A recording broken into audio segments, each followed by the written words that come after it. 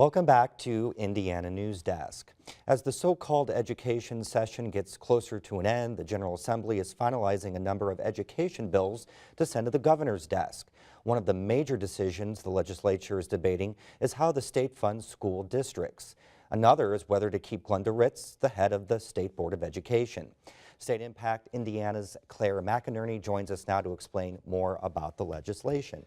Claire, we've already seen the House's version of the school funding formula, which you said increases funding across the board, but it reduces some of the funding for the poorer schools.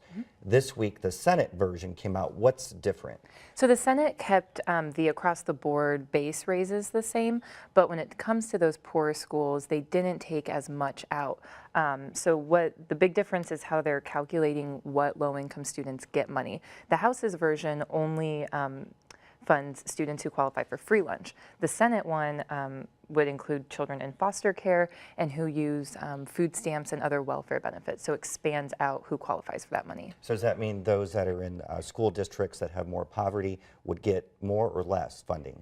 A little bit more, but it will reduce over time. So if you look at two examples, one being Indianapolis Public Schools, which is a very notoriously poor district, and then Zionsville Schools, which is a little more affluent, the Senate budget does give them a little bit more money. On our website, we have a breakdown of different districts and what they'll get, but the Senate gives a little bit more, and it phases the money out slower over time, so they have time to adjust. What's next on the budget?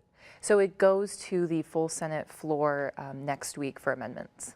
The House is about to consider a bill that would change the makeup of the State Board of Education. Been talking a lot about that. What's the latest?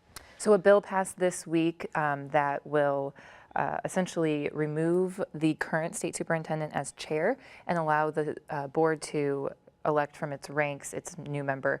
It also increases the board by 2 members, so it'll be 13 people instead of 11, and it also gives an appointment to the House Speaker of the House, or the Speaker of the House, and then the Senate Pro Tem President. So that gives not just the governor authority to appoint members of the state board. All right, thank you very much, Claire, for the updates. Thanks, Joe.